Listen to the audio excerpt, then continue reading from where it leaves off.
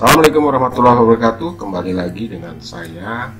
Kali ini saya ingin kembali membagi bagaimana teknik pengembangan RPP HOTS melalui RPP Matematika 1 lembar dalam bingkai Merdeka Belajar. Sekali lagi, ini salah satu teknik saja, bukan menjadi kebijakan dari Kemendikbud, tapi ini berdasarkan pengalaman bagaimana mengembangkan sebuah RPP berdasarkan HOTS, yaitu Higher Order Thinking Skills. Kita mulai ya teman-teman. Kemudian tujuan dari video ini menyegarkan kembali teman-teman guru bagaimana mengembangkan RPP agar pembelajaran yang kita lakukan nanti baik secara luring maupun daring bisa berlandaskan Higher Order Thinking Skill. Review yang pertama adalah bahwa profil lulusan sekolah sesuai dengan kebijakan Kementerian Pendidikan dan Kebudayaan itu harus mencerminkan profil pelajar Pancasila, yaitu tentang iman dan takwa serta akhlak mulia. Yang kedua, lulusan kita juga punya kemampuan dan kompetensi tentang kebinekaan global, gotong royong, mandiri, bernalar kritis, dan kreatif. Pembelajaran yang bertujuan memunculkan HOTS itu sebetulnya juga menuju pencapaian profil pelajar Pancasila, yaitu aspek bernalar kritis, kreatif, dan kemandirian. Pencapaian seluruh profil pelajar Pancasila itu dimungkinkan tercapai apabila didukung oleh suasana akademik sekolah yang kondusif dan menyenangkan dalam bingkai Merdeka Belajar. Kemudian suasana akademik dibangun oleh seluruh warga sekolah secara kontinu dan berlangsung lama sehingga menjadi iklim akademik dan pada tahap berikutnya membentuk budaya sekolah.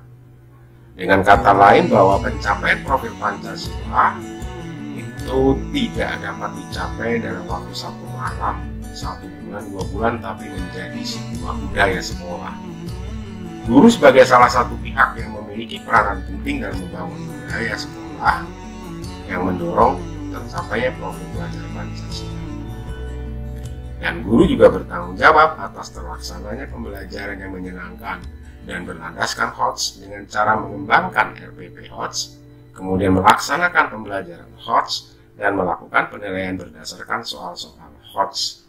Dan ini menjadi siklus, yaitu bagaimana guru mengembangkan RPP-nya, kemudian melaksanakan pembelajarannya, kemudian sekaligus melakukan penilaian, dan harus dilakukan oleh semua guru sehingga tercipta sebuah suasana akademik yang mendorong tercapainya profil lulusan yang menggambarkan profil Pancasila.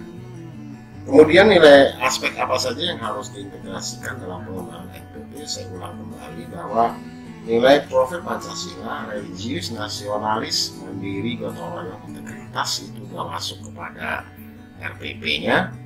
Kemudian literasinya, baca tulis hitung, numerasi, sains, digital, finansial, budaya, dan kewarganegaraan.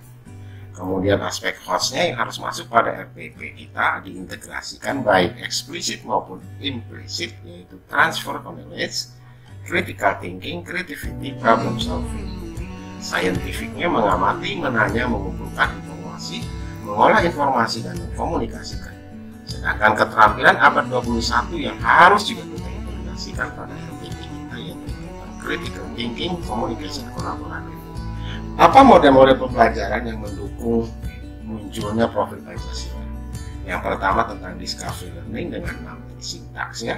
Kemudian adalah inquiry learning dengan sintaks orientasi masalah, pengumpulan data dan verifikasi, pengumpulan data melalui eksperimen, pengorganisasian dan formulasi eksplorasi, kemudian analisis proses indikator.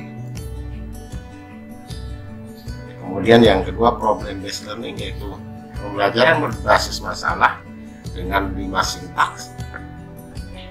Dan yang ketiga project based learning dengan 6 sintaks, yaitu pertanyaan mendasar, mendesain perencanaan produk, menyusun jadwal pembuatan, monitoring keaktifan dan perkembangan proyek, menguji hasil, dan terakhir evaluasi pengalaman belajar. Nah, dari ketiga model ini disarankan untuk digunakan oleh guru baik pada RPP yang berlembar-lembar maupun RPP satu lembar. Nah, bagaimana praktek baiknya teman-teman? Saya ingatkan kembali bahwa ketika kita akan membuat RPP mau jenis apapun juga, yang pertama adalah menganalisis KD. Dalam analisis KD ini kita harus memenuhi targetnya. Dari analisis KD ini juga harus diketahui indikator pencapaian kompetensinya. Kemudian setelah melalui langkah 1, 2 baru kita menentukan tujuan pembelajaran KD secara umum. Pada video ini saya akan memberikan contoh praktek baik mengembangkan rencana pelaksanaan pembelajaran mata pelajaran matematika SMP kelas 8 semester genap untuk KD 3.8 dan 4.8. Inilah hasil analisis KD-nya, dimulai dari KD 3.8, tingkat kompetensi KD-nya, kemudian proses berpikirnya, materinya, kemudian IPK-nya. Dan IPK kuncinya ada 1, 2, 3, 4, 5, 6, 7, sampai 8. Kemudian untuk kompetensi proses dari dimensi keterampilannya ada P5, itu naturalisasi.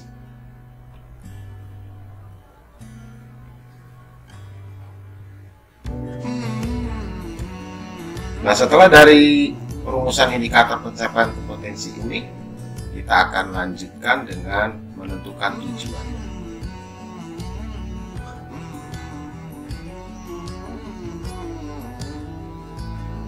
Tujuannya adalah pertama, melalui kegiatan pembelajaran menggunakan model discovery learning, berarti model pembelajarannya akan kita gunakan secara umum adalah discovery learning. Kemudian pendekatannya saintifik. Kemudian nilai-nilai spiritualnya adalah ingin tahu, tanggung jawab, disiplin, kerjasama. Kemudian selalu bersyukur pada selama pembelajaran. Mana teknik membuat RPP-nya? Kita ambil satu atau lebih dari indikator pencapaian sesuai dengan program semester Bapak dan Ibu. Misalnya kita ambil mencontohkan perbandingan senilai, mencontohkan perbandingan berbalik nilai untuk aspek kognitif. Kemudian yang keterampilannya adalah membedakan apakah suatu masalah terkait perbandingan senilai, perbandingan berbalik nilai, atau bukan keduanya dalam satu pertemuan. Nah, berikutnya adalah saya akan berikan contoh bagaimana membuat RPP dari IPK nomor 1, nomor 2, dan IPK keterampilannya adalah membedakan apakah suatu masalah terkait perbandingan senilai, perbandingan berbalik nilai, atau bukan keduanya dengan menggunakan model pembelajaran discovery learning. Mari teman-teman, silakan disimak bagaimana membuat dan menguraikan langkah-langkah pembelajarannya pada slide berikut ini.